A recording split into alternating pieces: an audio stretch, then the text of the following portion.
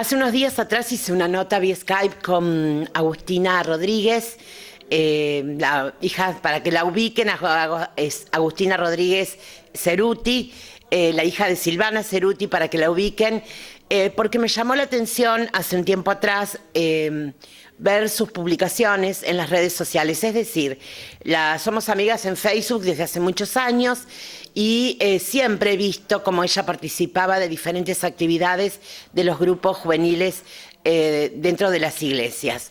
Pero en el verano Agustina decidió ir a misionar al África. Algo que no es muy habitual, algo que particularmente me llamó la atención, porque para poder misionar en África no es tomarse un avión e ir a África a misionar. Hay una preparación previa por sobre todas las cosas con respecto a la salud. Y dadas las condiciones, a uno le llama la atención decir, mira, esta chica donde podría vivir de otra manera, es decir, como se lo dije en la nota, irse durante las vacaciones a una isla paradisíaca, a tomar sol, a pasar la bomba, sin necesidad de ir a África a misionar. Eso habla de la sensibilidad de una persona, habla de no ser individualista, de no mirarse el ombligo, de mirar qué es lo que tenemos al costado, de mirar más allá, a ver quién necesita, porque no es material. Quién necesita de nuestra palabra, quién necesita de un gesto, quién necesita del acompañamiento. Creo que es un ejemplo para todos, cualquiera sea la edad, cualquiera sea la condición social, todos podemos ser solidarios, todos podemos ser sensibles, todos podemos ser humanos, sin necesidad de publicarlo primero en los medios o de publicar en los medios tantas cualidades y condiciones que sabemos que no las tenemos, porque mucha gente utiliza los medios para eso, para marcar sensibilidad, solidaridad, un montón de cosas que sabemos que personalmente no lo son. En este caso Agustina lo publicó cuando llegó, y creo que esto es lo importante, y por sobre todas las cosas habla y hace referencia de que su familia se lo inculcó, el mirar al otro, el ser solidario, el ayudar. Y creo que esta nota refleja quién es Agustina, cómo siente, cómo vive, porque al mirarle el rostro, mirarla a los ojos, aunque sea vía Skype, uno se da cuenta de quién es quién. Realmente le agradezco profundamente que se haya prestado esta nota, que nos haya contado su experiencia y para nosotros también entender que hay mucha gente que vive de otra manera, que es feliz con muchísimo menos de lo que nosotros creemos que necesitamos para ser felices. Eso es una premisa fundamental. La felicidad está en nosotros, no en el entorno ni en lo material, sino dentro de cada uno. Así que le agradezco por este medio, Agustina, esta nota que nos dio y realmente y particularmente me movilizó, me sensibilizó aún más y me hizo pensar, voy a hablar en primera persona, me hizo pensar cuánto nos falta como seres humanos para poder mirar a nuestro alrededor y entender que hay gente que realmente nos necesita. Compartimos esta nota con ustedes. Hola Agustina, ¿cómo estás? Hola Lili, ¿qué tal? Bien, Muchas ¿vos? gracias por la invitación. No, un placer. ¿Cómo estás? ¿Cómo estás llevando esta pandemia? Bien. Esta cuarentena, no esta pandemia. Sí, como todos, cuidándonos. Sí. ¿Te cuidas mucho? Y ahora podemos como salir a caminar o un poco más así, pero sí, nada más que eso. Bien. Sos consciente y responsable. Sí, creo que es lo más importante, porque la verdad, bueno, las personas que lo sufren, Sí. terrible. Los que sobreviven cuentan que no es muy lindo, ¿no? Sí. Bueno, se me ocurrió entrevistarte porque hace tiempo que vengo siguiendo tus pasos a través de las redes sociales y me gustaría que nos cuentes cómo surge en vos esta necesidad de participación a través del catolicismo, de esta participación humana, de tu compromiso, de tu sensibilidad. ¿Cómo nace en vos?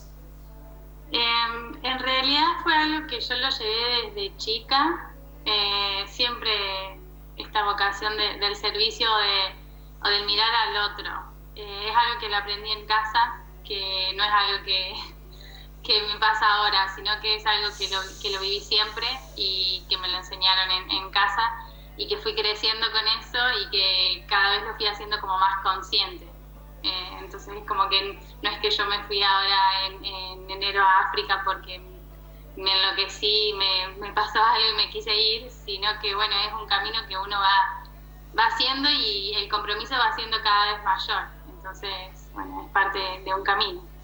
Claro, yo me refería a eso, ¿cómo inicias tu camino hasta llegar a este verano en África? Porque claro, no es que a uno se le cruza una neurona y dice me voy a hacer lo que vos hiciste, sino que es un camino largo, ¿no? Una trayectoria, sí. También estuviste en la juventud, ayúdame. En la jornada. Sí, claro, sí, acompañando a las visitas del Papa en distintos lugares del mundo. Son todas cosas que llaman la atención. ¿Y cómo nace en vos? ¿Cuándo empezaste con esta participación activa? Siempre.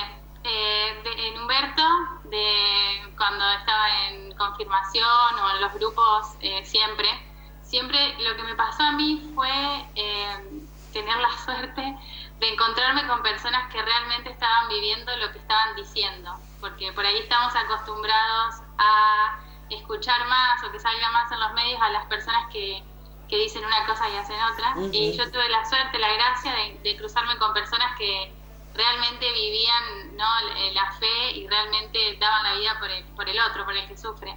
Entonces esas pequeñas cositas a mí me fueron marcando mucho siempre, y yo creo que lo que más me llama la atención y sigue llamando la atención hoy es que esas personas que como que dan todo por el otro son las más felices. Me pasó también, ¿no?, que uno va creciendo y va descubriendo que por ahí hay cosas que no te llenan del todo, que bueno, sí, me podré comprar algo o viajar o lo que sea, pero no te llena. Uh-huh. Entonces creo que sí, que ese fue mi camino, que empezó desde chica, de siempre, bueno, en Humberto, y que lo que me pasó esto de las jornadas mundiales es poder ver otras realidades. Yo creo que cuando uno ve otra realidad, que hay otro que la está pasando muy mal, eso te marca y te cambia. Y por ejemplo, esto de que te acepté en ciertas, me estoy haciendo remember, de tus posteos, que para poder llegar con la juventud, ¿cómo es? Las Jornadas Mundiales de la Juventud se llama, sí. Con la visita del Papa, ustedes son colaboradores, pero tienen que cumplir ciertos requisitos para poder serlo. En realidad a la jornada puede ir alguien como peregrino o como voluntario. Sí. Yo a la primera que fui fue en el 2011 a Madrid, que fui como peregrino, digamos, te anotás con un grupo y vas. Sí. Y yo en Madrid éramos, no sé, 3 millones de jóvenes, hace un montón, y hacía mucho calor, fue el verano más caluroso, y yo me desmayé del calor y me ayudaron unos voluntarios. Entonces yo dije, yo a la próxima quiero ir a hacer eso, o sea, ayudar a los que la están pasando mal. Entonces a la próxima me inscribí como voluntaria y no, en realidad es compromiso, no es que tenés que cumplir algo, sino que es compromiso. Uh-huh. Y después, bueno, tenés que ir unos días antes de la jornada, donde según el lugar a donde te toque ayudar, tenés como una formación. Y por ejemplo, ¿qué lugares son? A mí, por ejemplo, en Polonia, que fue en el 2016, me tocó servir en todas las comunidades que iban con chicos con discapacidad.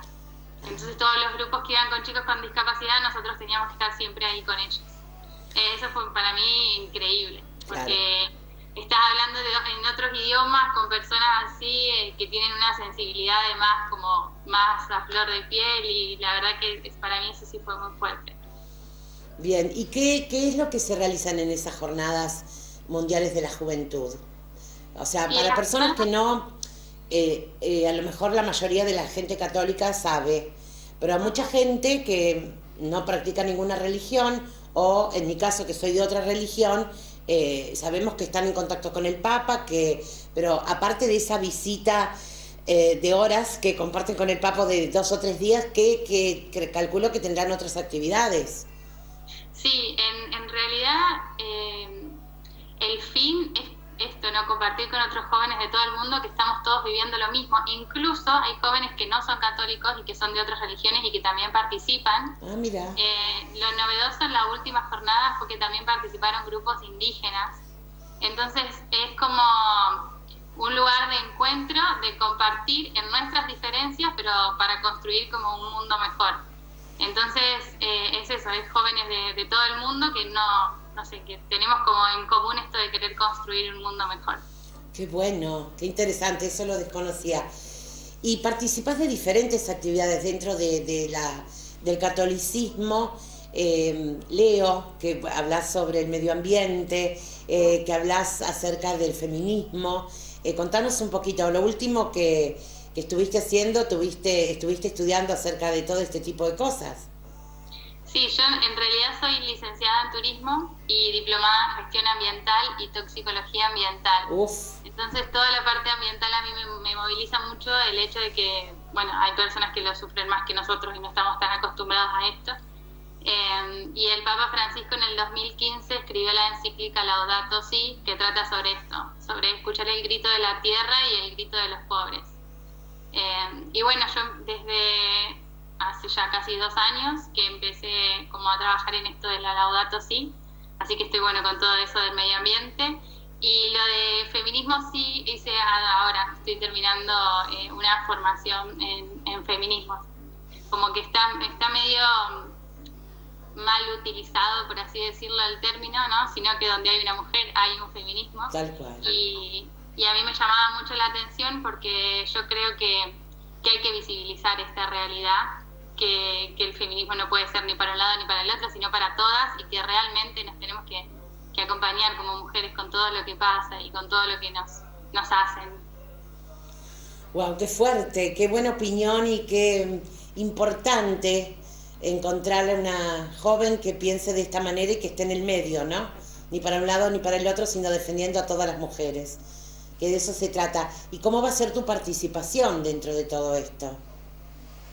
Y ahora, bueno, estoy como terminando el curso, pero yo en la diócesis de Rafaela soy la coordinadora de la pastoral universitaria. Ajá. Y a mí me motivó mucho a hacer esta diplomatura porque las últimas charlas que tuvimos, bueno, todo virtual por la pandemia, pero con las chicas de la pastoral fue que estamos como acostumbrados a escuchar un lado de la campana y como que necesitamos que nos acompañen también desde ese lado. Que sea un tema que se pueda hablar, que sea un tema que se pueda decir, que se pueda acompañar, que esto pasa y que, bueno, entonces es como algo que me motivó a empezar con este curso. Hacerlo no para mí, sino para poder ayudar a otros que están pasando por estas situaciones. Qué bueno, qué bueno. Y bueno, contanos cómo te decidiste, en lugar de irte a una playa paradisíaca este verano, a ir a esa misionar, así se llama, África. Sí, yo en realidad es un sueño que tuve siempre de chica y que siempre busqué, no sé, alguna ONG o algo para ir a África a ayudar. Y la verdad que cuando buscaba de las ONG o todo lo que había, no me terminaba de cerrar de que sea algo como medio pasajero, es un compromiso por un ratito, me siento bien que lo hice y me voy. Y yo no quería eso, no lo hago como para llenarme a mí. Entonces buscando, fue mucho tiempo de buscar y de no encontrar a ver a dónde, y hace más o menos un año encontré iglesias hermanas de la Arquidiócesis de Buenos Aires y empecé a formarme con ellos, porque ellos lo que hacen es, te forman para ir, porque es una realidad totalmente distinta, porque es fuerte, porque tenés que estar preparado y también preparado para entenderlos a ellos, no es que vas a hacer grandes cosas, sino, bueno, entender la realidad, porque el misionero va un tiempo y se vuelve y son ellos los que siguen allá viviendo. Así que bueno, desde que encontré Iglesias Hermanas empecé toda esta formación que ahora sigo, digamos. Fue una experiencia, pero sigo también en esta formación. Bueno, ¿y cuándo empezaste a decir voy? ¿Cuándo dijiste, bueno, se me dio? Yo bastante mandada, yo en ese sentido no tengo problema, porque muchos me decían, y no extrañaste, y no tenías dónde bañarte, y te bañabas con copos, le dicen ellos a taza, y yo en ese sentido no tengo problema, como que en ese sentido soy bastante mandada. Cuando los pasos que había que dar se iban dando y fue así, bueno, voy, hago la visa y voy. Fue como bastante así, es que lo venía de tanto tiempo, como esto que decía al principio, ¿no? Que es un camino que empezó desde chica, no es que me agarró una locura ahora, sino que lo mismo que vivía allá lo vivo acá. que fue más o menos así. ¿Y específicamente dónde estuviste? La diócesis se llama Iglesias Hermanas porque es una diócesis de Angola, de la diócesis de Luena, está hermanada con la arquidiócesis de Buenos Aires. Entonces es como todo un respaldo, cualquier cosa que a uno le pase o lo que uno necesita es como que está respaldado también y acompañada. Y la diócesis de Luena es casi límite con el Congo. En realidad donde está la ciudad es más Angola, pero donde yo fui, que es en el medio del mato, es casi límite con el Congo. Agustina, contanos cómo fue ese paso a paso, el llegar a África. ¿Era tu primera vez de viaje a África? Sí, era mi primera vez, sí. ¿Y cómo fue? Lo que los misioneros siempre nos decían es que no vayas con algo estructurado porque llegas a África y te encontrás con algo que es muy diferente a lo que estamos acostumbrados nosotros, porque ellos viven como el día a día. Nosotros hicimos escala, digo nosotros porque yo fui con un misionero que hace 30 años que vive en Angola, en África, 15 en Angola, y él había venido a visitar a su familia y como se volvió yo enganché para viajar con él y allá había otra misionera. Y llegamos a la capital, a Luanda, y de ahí teníamos que tomarnos otro vuelo a Luena, que es la capital de la provincia de Mochico, a donde está la misión. Y después desde Luena son 6 horas en auto, en camioneta, para hacer 100 kilómetros, porque ahí ya no hay camino, nada, ahí ya es en el medio del mato. Y bueno, llegamos a Luanda, a la capital, y no teníamos vuelo para irnos, para irnos para nuestra provincia. Así que ahí ya llegamos y fue como, bueno, de empezar a conocer la realidad africana, el calor africano. Tuvimos que quedarnos ahí un día más, esperar para que el vuelo que tenía que venir ese día no vino, venía el día siguiente. Y bueno, y así fue como mi primera impresión de conocer la realidad africana. Pero como era mi primera vez, para mí era todo tan nuevo que no tenía ningún problema. ¿Y qué fue lo que o sea, tu primer impacto? Tocar tierra africana, llegar, como vos decís, no teníamos caminos.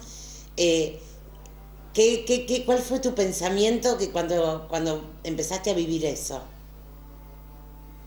Era como, yo nada que ver a lo que me había imaginado. Como que por ahí lo vemos en las películas o todo eso, pero ver en la realidad la felicidad de la gente, cómo te recibe, es increíble. Ver cómo viven, porque la verdad que no nos imaginamos cómo viven, porque las casas no tienen ni luz, no tienen agua, no tienen baño, se tienen que ir a bañar a los lugares a donde queda el agua cuando llueve, y te dan todo. Tienen 2 sillas y te dan una silla a vos y otra al otro misionero. Esas actitudes así de, bueno, que uno también la vive acá con la gente más humilde, es la gente que siempre más da todo. Tal cual.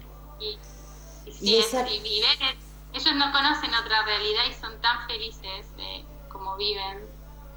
Y contame, cuando llegaste al día siguiente, ¿dónde dormiste? ¿En un hotel? ¿Era una ciudad donde dormimos en una casa de unos misioneros. Bien, y cuando lo que yo contaba hoy de personas que entregan la vida, ¿no? De que a mí me fueron marcando, esto de llegar allá y estar con personas que también dejaron su vida para entregarla a los que realmente están más sufriendo y los más olvidados del mundo.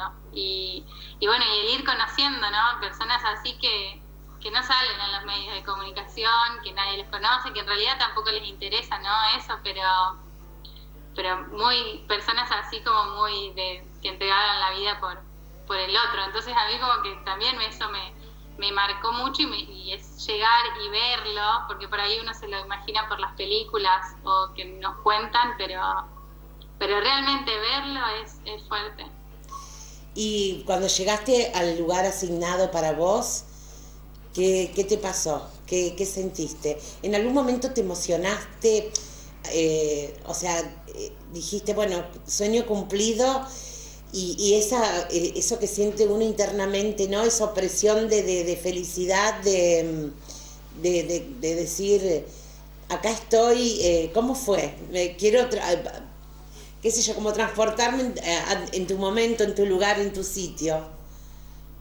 Es muy fuerte, más allá de la experiencia para mí también en lo personal. de mucho crecimiento, de decir me voy sola, porque me fui sola, no conocía a nadie, a la otra punta del mundo, donde hay muchas enfermedades, donde estaba expuesta, bueno, tuve que ponerme un montón de vacunas y todo, pero primero en lo personal, ya ese desprenderse de todo me hizo crecer mucho.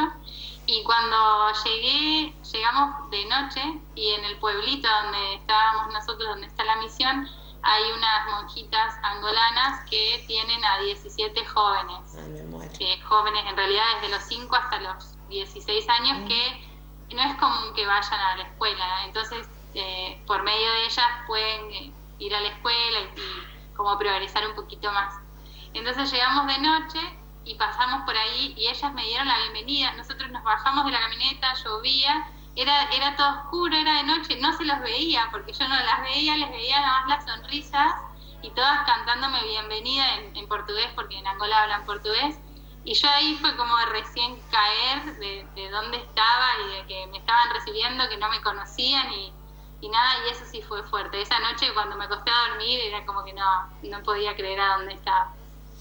¿Y cuál, en estas misiones que se organizan y que realizan en diferentes partes del mundo, cuál es el objetivo principal? Esta comunidad acá, donde están justo la misión de Iglesias Hermanas, se lo llaman comunidades de primera evangelización, porque son personas y comunidades que como que nunca recibieron a Jesús, nunca nadie les habló de Jesús, son comunidades que viven en el medio del mato, como decía antes, y en realidad los misioneros se encargan de todo, de la educación, de ayudar cuando tienen alguna enfermedad, de acompañar, de todo se encargan, porque no hay otra persona que lo haga. Incluso por ejemplo, en el tema de salud, hay un hospital en el pueblo, pero el hospital no tiene ni luz ni agua. Entonces es como demasiado complicado y el gobierno tampoco les hace llegar los medicamentos. Cuando la misión en ese lugar está hace más o menos, creo que 6 años, y desde que ellos llegaron tenía como contabilizado el municipio 14 enfermos de lepra. Y cuando llegaron los misioneros empezaron a enterar que había casi 200 enfermos de lepra. Y la lepra hoy, si la persona hace el tratamiento, que es una pastilla, no se contagiaría. Entonces ellos siguen teniendo esto tan estigmatizado de las personas que tienen lepra, que los apartan, que los atan, que todo de toda una historia, que de eso también se están haciendo cargo los misioneros. Yo en realidad fui pensando, lo único que no voy a hacer es estar con los enfermos de lepra porque me da mucho miedo de no saber qué hacer, y en realidad terminé ahí también, y que fue también una experiencia fuerte porque ellos dependen de esa medicación para no contagiarlo. Incluso había chicos muy chiquititos que tenían lepra, y los misioneros también tienen que como luchar contra el Estado en este sentido de que no les da la medicación, y ellos sin la medicación se terminan muriendo y contagiando a toda la comunidad. Entonces, en realidad se ocupan de todo, porque se necesita tanto.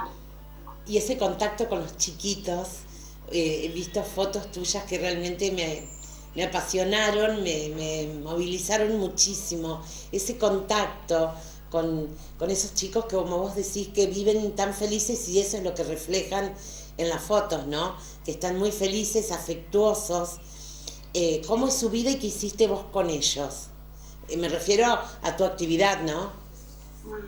Sí, a mí los chicos fue algo de lo que más me movilizó, verlos así como viven, y son como les llamaba mucho la atención mi piel, mucho, mi pelo. Ellos, si se me acercaba uno era para tocarme la cara o tocarme las manos, y si no ponían su mano al lado de la mía para comparar el color de la piel, o me agarraban el pelo porque a ellos el pelo les crece para arriba. Sí.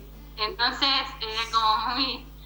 Y les llamaba mucho la atención. Primero son como bastante desconfiados, porque lo que tienen contacto con más de piel blanca es con los chinos. Hay muchos chinos ahí, y lo que hacen los chinos es llevarse la madera de manera ilegal. Entonces el contacto con personas de piel blanca que tienen es ese contacto como que rechazan a los chinos. Entonces al principio les generaba como un poco de miedo, y después que se daban cuenta de que no era, ahí como que eran más simpáticos. Pero sí, a mí estar con ellos fue, no sé, una alegría y de poder entender muchas cosas, ¿no? De cómo vivir, de cómo viven en realidad, de que por ahí nos preocupamos por tantas cosas que al final no tienen sentido. Uh-huh. Y yo con ellos en realidad acompañaba a los más chiquitos, pero también estuve mucho con los jóvenes, con esto de que yo estudié gestión ambiental. En el lugar a donde viven hay mucha basura, por ejemplo todos los residuos hospitalarios los tiran atrás del hospital. Entonces vos pasás caminando y ves a los chiquitos con las jeringas o haciendo globos, con los guantes, con sangre, y es como todo muy peligroso. Entonces yo empecé a charlar con los más jóvenes de la comunidad, que por lo general son varones, porque las chicas más o menos de esa misma edad ya tienen varios hijos o las casan. Allá todavía está esto de la dote y bueno, toda esta situación. Entonces por lo general eran más varones, pero bueno, charlábamos el tema de que a ellos no les gusta vivir así, entre la basura, y se daban cuenta de las enfermedades y de todo el problema. Entonces yo empecé como a darles formación ambiental y se engancharon un montón y empezamos con todo lo que ellos aprendieron en ese tiempo a hacer charlas en las escuelas. Hicimos 3 charlas en 3 escuelas que las dieron ellos, porque era todo en portugués, y también ellos hablan idioma chocwe, que es el idioma de ahí, que solamente hablan portugués las personas que pudieron ir a la escuela, los otros hablan chocwe. Y bueno, entonces ellos daban las formaciones, hicimos también una formación en el hospital y a los funcionarios del municipio, que se comprometieron como a hacer algo, porque no puede ser que vivan así entre la basura, las enfermedades, las moscas y todo. Y unos días antes de que yo me vuelva hicimos una recolección de esos residuos que estaban atrás del hospital. Fue más como un signo, porque en realidad no tienen otra manera ni otro lugar a donde tirarlos, porque si no tienen ni luz ni agua, menos van a tener un sistema de recolección de residuos. Pero bueno, fue como una semillita y ellos siguen caminando en esto, ¿no? En querer vivir mejor. Creo que en realidad lo que más les llamó la atención es que venga alguien y que les diga que lo pueden hacer, porque ellos me decían, vos te vas y a nosotros nadie nos va a escuchar. Y bueno, y ahora, a pesar de la cuarentena y todo, siguen con todo esto. Ah, ¿continúan? ¿Cómo? ¿Continúan haciéndolo? Sí, siguen con esto, siguen con la formación. Es que en realidad es muy visible. Viven enfermos, en el medio de la basura, es terrible. Y con los chiquititos, que se me viene a la mente un par de fotos que he visto cuando vos las publicaste, tan chiquitos, ¿no? Eran de 4 o 5 años y más chicos. La relación, sí. Porque en una de esas fotos me parece que también había una mamá, o lo relacioné yo. Contanos qué hacías, jugabas, porque creo que lo más factible, ¿no? De llegar a los chicos es a través del juego. Sí, y ahí también en la parroquia lo que hacíamos algunos días es pasarles películas o cosas así con los más chicos, como que bueno, y les llama mucho la atención, porque si no estarían los misioneros o si no habría alguien así, no tendrían esas posibilidades, no tienen otra manera de conocer la realidad, digamos, que pasa o que hay afuera de su lugar, porque ellos no tienen ni siquiera el teléfono celular, nada. Entonces es como, bueno, mostrarles que también hay otra realidad y que también son capaces de hacer otra cosa, de salir, de vivir un poco mejor. ¿Y cuánto tiempo estuviste en África? Estuve desde fin de enero hasta el 16 de marzo, que volví justo para la cuarentena. ¿Y qué fue lo que más te impactó de todo este mes, casi 2 meses que estuviste? ¿Qué fue lo que más te impactó? Creo que la alegría con la bien y mal, vamos a decir las dos cosas, ¿no? Porque uno siempre, hay cosas que te dicen, que decís no lo puedo creer del dolor, y desde la alegría te pasa lo mismo. Sí, desde la alegría con la que viven y cómo viven, y el ser comunidad, eso me llamó mucho la atención. Que si le pasa algo al de al lado, me está pasando a mí y la vamos a remar juntos para solucionar el problema. eso de ser comunidad, eso me impactó mucho porque nosotros acá no estamos acostumbrados a eso. Lo perdimos. Sí, sí, yo por ahí puedo pensar, no sé, cuando era chica en el pueblo, el poder salir y que no te pase nada y jugar con los vecinos y bueno, y ya ni siquiera hoy creo que pasan esas cosas acá en Rafaela, entonces eso a mí me llamó mucho la atención, cómo se cuidan y la alegría con la que viven. Y negativo, todo esto de la manera en la que tienen que vivir, con las enfermedades, con la basura. También tienen como muy incorporado esto de que el blanco es mejor que el negro. Eso pero me dolió porque muchas veces yo una semana estuve medio con fiebre y pensábamos que era malaria. Entonces fuimos al hospital de la capital, de la ciudad, y haciendo la fila para que me atienda el médico, yo estaba bastante atrás y el médico me quiere hacer pasar a mí, adelante de todos, y estaban todos ellos adelante mío. Y tienen eso se sienten ellos, es como algo incorporado de decir, bueno, el blanco es superior. Mirá vos. Y eso sí, a mí me chocó mucho. Y yo ahí dije, no paso, espero que pasen todos. Y eso sí, es fuerte vivirlo claro. Y ver que el otro realmente lo siente así, o se lo hicieron creer que es así.